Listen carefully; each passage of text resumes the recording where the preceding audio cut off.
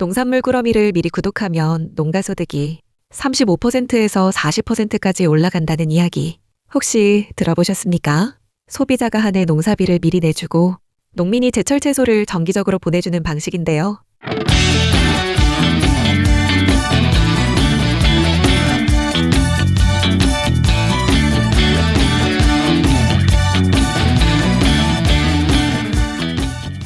이걸 CSA, 지역사회 지원 농업이라고 합니다.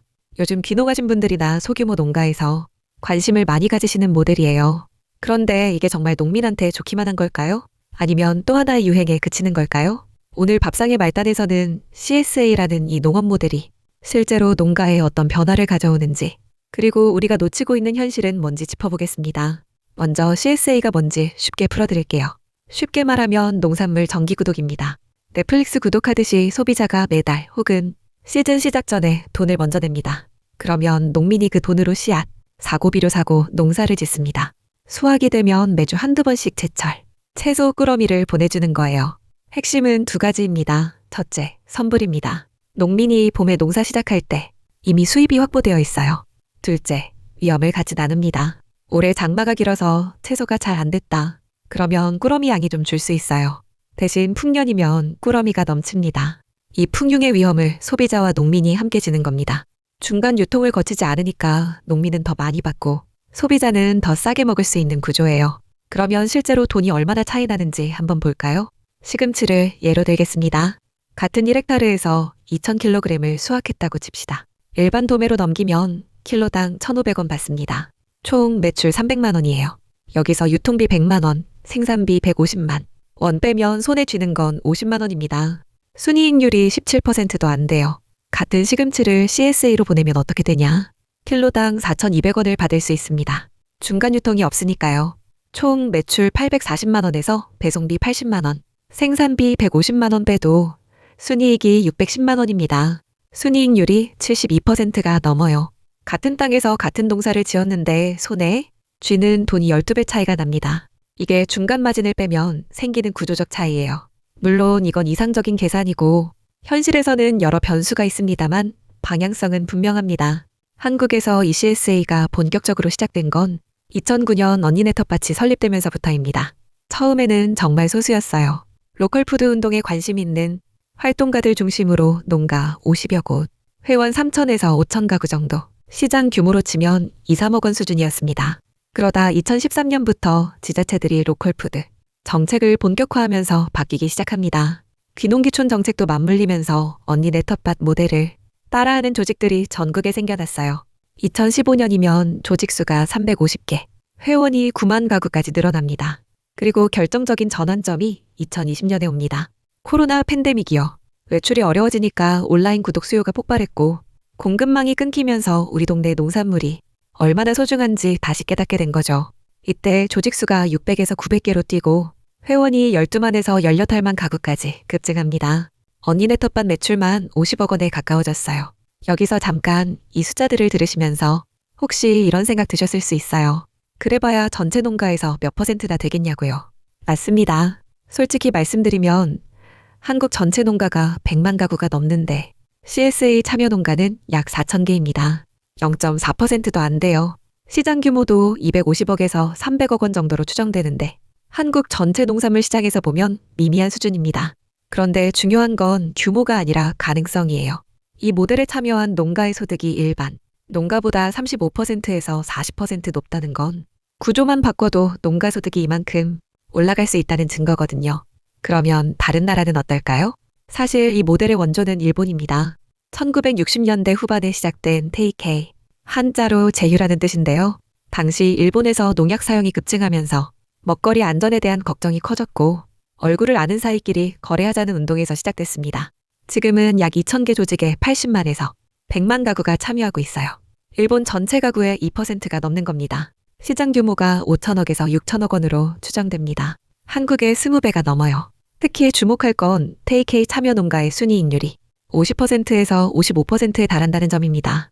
일반 유통이 30%대인 것과 비교하면 확연히 다르죠. 그리고 청년 농가 정착률이 테이케이 가입 시 3배 높다는 데이터도 있어요. 안정적인 수입이 보장되니까 젊은 사람들이 농촌에 남을 수 있는 겁니다. 프랑스도 흥미롭습니다. AMAP라고 하는데요. 농민농업유지협회라는 뜻입니다. 이름부터가 농민을 유지시키겠다는 거예요. 프랑스 AMAP의 특징은 모든 참여 농가에게 유기농 인증을 의무로 요구한다는 겁니다.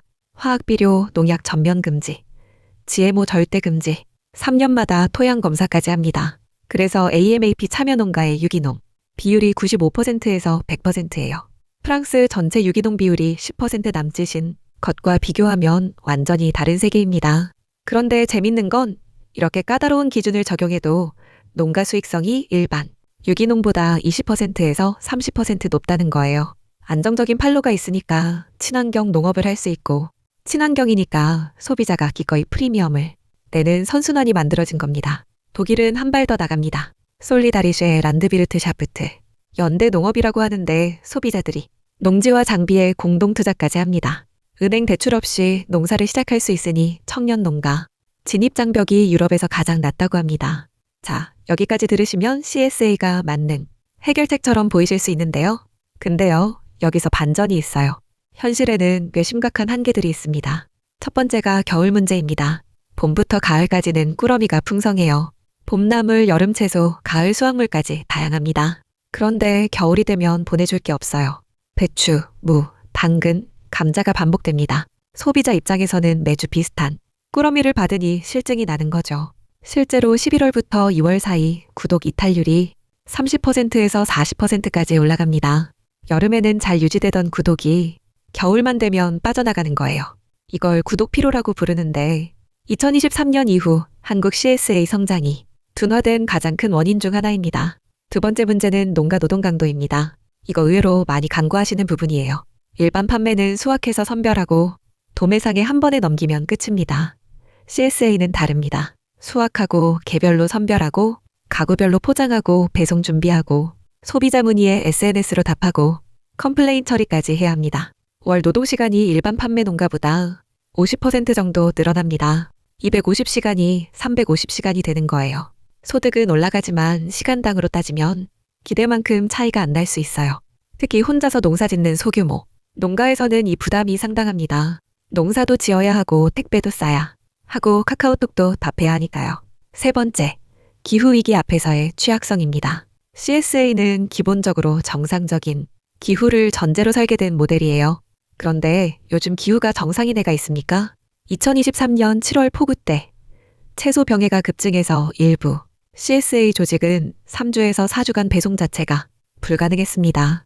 구독자 이탈이 20%에서 25% 발생했고 환불과 보상 문제까지 터졌어요. 2022년 극한 가뭄 때도 마찬가지였습니다. 생산량이 절반 이하로 떨어지니 배송 품목이 쪼그라들고 소비자 만족도가 급락했습니다. 재구독률이 평소 85%에서 60%로 떨어졌어요. 위험을 함께 나눈다는 게 CSA의 철학인데 소비자가 실제로 그 위험을 감내할 준비가 되어 있느냐는 또 다른 문제입니다. 네 번째로 제도적 장벽도 있습니다. 놀라운 건 2024년 기준으로 한국에 CSA 관련 법률이 아예 없다는 겁니다. CSA 조직들은 영농조합법인이나 협동조합법으로 등록하는데 CSA 특성에 맞는 규정이 없으니 세금 처리도 모호하고 식품안전 기준도 불명확합니다. 예를 들어 소비자가 500만 원을 연초에 선불로 냈다면 이게 세금상 선수금인지 매출인지가 명확하지 않아요.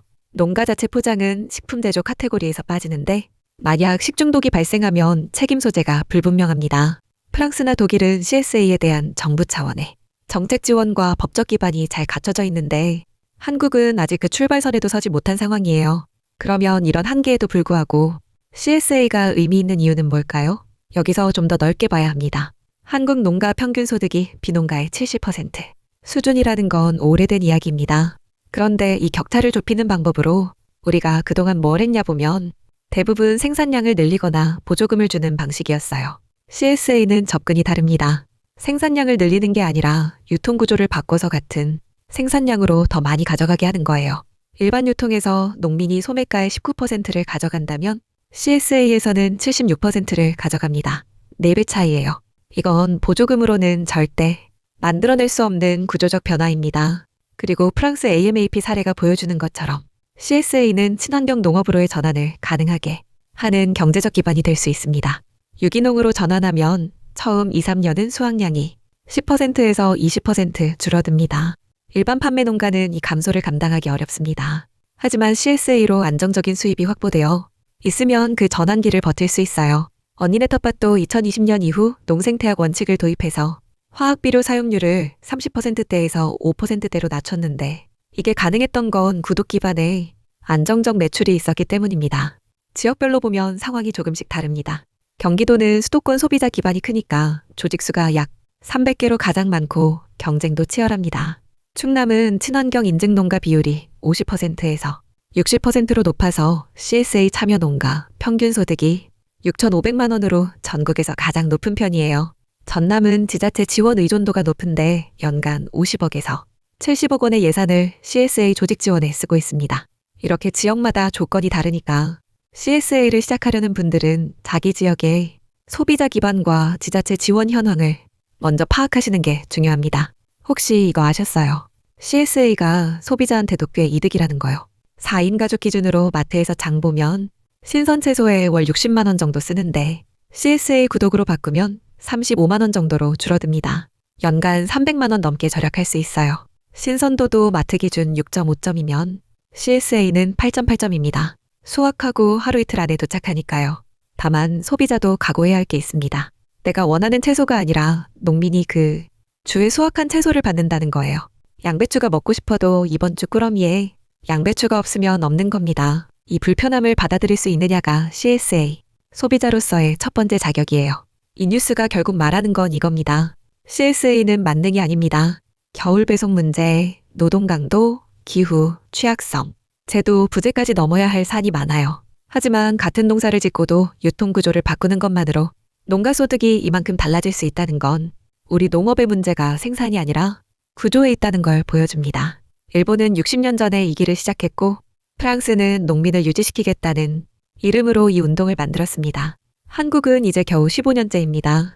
아직 갈 길이 멀지만 그래도 이 길 위에 서 있는 4천여 농가가 있고 20만 가구의 소비자가 함께 걷고 있습니다. 지금 농사를 준비하면서 새로운 판로를 고민하고 계신 분이 있다면 CSA라는 선택지를 한번 들여다보시길 바랍니다. 다만 장밋빛 기대보다는 현실적인 준비와 함께요. 오늘도 밥상의 말단에서 전해드렸습니다.